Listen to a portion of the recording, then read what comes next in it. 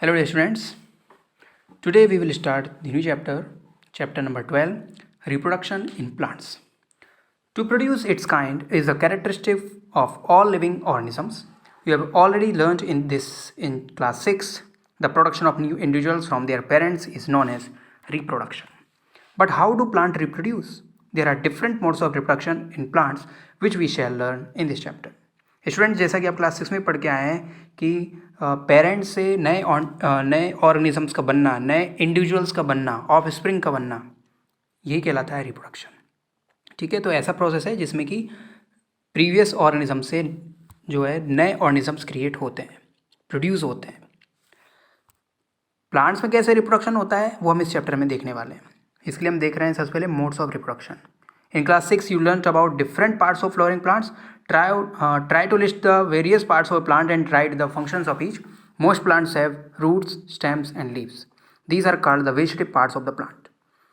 जैसे कि अपने फ्लोरिंग प्लांट्स के पार्ट्स के बारे में पढ़ा था क्लास 6 में.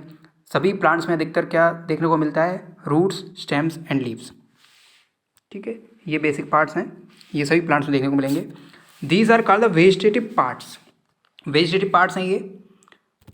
After a certain period of growth, most plants bear flowers. You may have seen the mango trees flowering in spring. It is these flowers that give rise to juicy mango fruit we enjoy in summer. ठीक है, तो in plants की क्या characteristic होता है कि ये एक सर्टेन पीरियड ऑफ ग्रोथ के बाद, मतलब कि थोड़ा ग्रो करने के बाद सभी प्लांट्स पर फ्लावर्स आते हैं और ये फ्लावर्स ही फिर आगे जाके क्या बनते हैं? फ्रूट्स बनते हैं. जूसी मैंगो फ्रूट जैसे आप देख सकते हैं, जो मैंगो ट्री होती है वो समर में उसमें फूल आना शुरू होते हैं और वही फूल फिर जूसी मैंगो में कन्वर्ट हो जाते हैं. We eat the fruits and usually discard the seeds. Seeds germinate and form new plants.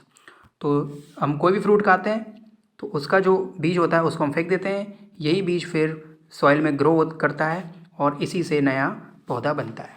So what is the function of flowers in plants? Flowers perform the function of reproduction in plants. तो यहाँ पर हमको पता चल रहा है कि flowers से फ्रूट बना और उस फ्रूट में क्या था? सीड था और उस सीड से नया पौधा बनेगा. इसका मतलब है फ्लावर जो होता है वही इंपॉर्टेंट रोल प्ले कर रहा है किसमें? रिप्रोडक्शन प्रोसेस में. There are several ways by which plants produce their offspring. These are categorized into 2 types.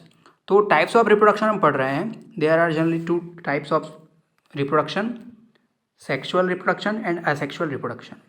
ठीक है, जो सबसे प्रिमिटिव टाइप मोड है रिप्रोडक्शन का वो है एसेक्सुअल रिप्रोडक्शन, जो कि प्रिमिटिव ऑर्गेनिज्म में पाया जाता है, छोटे जीवों में जो कि अविकसित हैं, इतने ज़्यादा डेवलप्ड नहीं है, जो शुरुआत में बने हैं. लाइफ जब यहाँ पर अर्थ पे आई थी तो शुरू के जो जीव थे उनमें ये पाया जाता है. ठीक है. In asexual reproduction plants can give rise to new plants without seeds. Asexual reproduction का मतलब यहाँ पर क्या हो रहा है? नए प्लांट्स बना सकता है, प्लांट से नए पौधे बन सकते हैं विदाउट सीड्स. इसमें बीज नहीं होते. ठीक है, जबकि सेक्सुअल रिप्रोडक्शन में क्या होगा? सीड्स बनेंगे, सीड्स फॉर्म होंगे. New plants are obtained from seeds. ठीक है. Paheli thought that new plants always grow from seeds but she has never seen the seeds of sugarcane, potato and rose. ठीक है, पहले ने भी ये ऑब्जर्व किया है कि उसको पहले यही लगता था कि नए पौधे जो बनते हैं हमेशा किससे बनते हैं? सीड से बनते हैं. लेकिन उसने कभी भी शुगर कैन, गन्ना, पोटैटो एंड रोज के बीज नहीं देखे. She wants to know how this plants reproduce. तो ये वो यह जानना चाहती है कि ये पौधे कैसे रिप्रोड्यूस करते हैं. आलू हुआ, शुगर कैन हुआ, रोज़ हुआ, ये कैसे बिना बीज के बनते हैं. तो सबसे पहले हम पढ़ने वाले हैं एसेक्सुअल रिप्रोडक्शन के बारे में. In asexual reproduction new plants are obtained without production of seeds. बिना सीड के प्रोडक्शन के ही नया पौधा बनता है इन एसेक्सुअल रिप्रोडक्शन. ठीक है, इसका एक टाइप हो जाएगा वेजिटेटिव प्रोपगेशन. ठीक है, it is a type of asexual reproduction in which new plants are produced from roots, stems and leaves and birds. तो यहाँ पर वेजिटेटिव प्रोपगेशन में क्या होता है कि बीज तो कहीं से कहीं तक इन्वॉल्व होता ही नहीं है. जो प्लांट के पार्ट्स हैं जैसे कि रूट, स्टेम, तना, पत्तियाँ या बर्ड्स, इन्हीं से नए पौधे बनते हैं. जैसे कि आपने रोज़ में देखा होगा.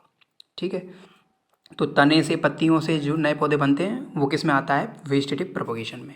Since reproduction is through the vegetative part of a plant it is known as vegetative propagation. तो ये ऐसा रिप्रोडक्शन जो कि प्लांट के पार्ट से होता हो, वेजिटेटिव पार्ट से होता हो, तो उस तरह के रिप्रोडक्शन को बोलते हैं vegetative propagation.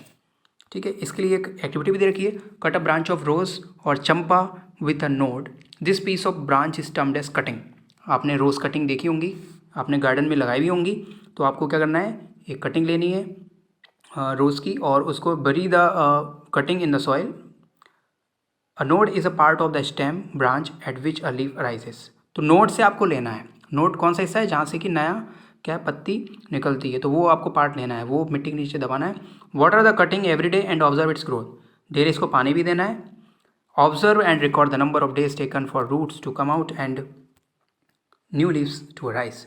Try the same activity by growing money plant in a jar of water and record your observation.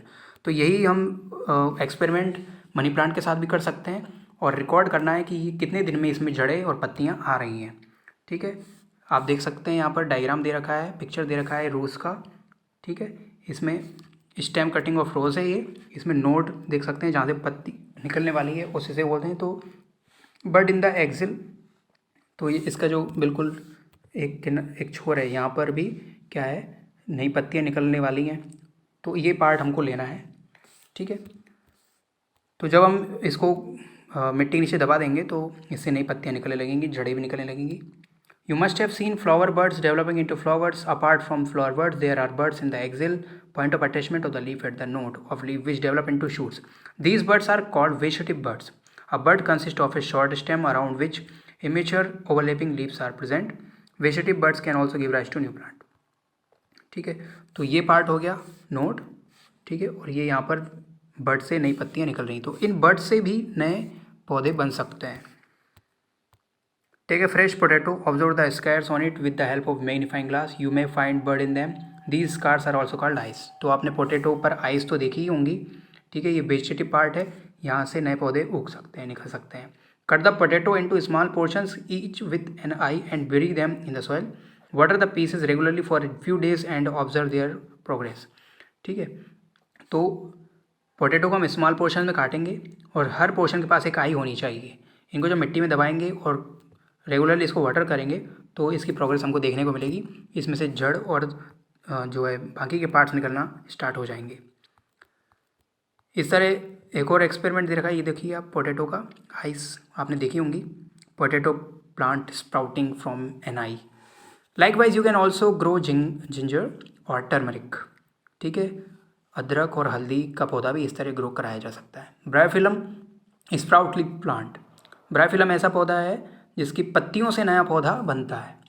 ठीक है, इसकी पत्ती जो होती है उसमें उसके किनारे किनारे पर क्या है, बर्ड्स होती हैं, पत्तियों के मार्जिन्स पर किनारे किनारे वाले हिस्से पर बर्ड्स ग्रो करती हैं और बर्ड से नया पौधा बनता है। If a leaf of this plant falls on a moist soils each bud can give rise to a new plant. Roots of some plants can also give rise to new plants. Sweet potato and dahlia are examples. तो कुछ पौधों की जड़ों से भी नए पौधे बन जाते हैं, जैसे कि स्वीट पोटैटो से भी, दाहलिया भी इसका एग्जाम्पल है।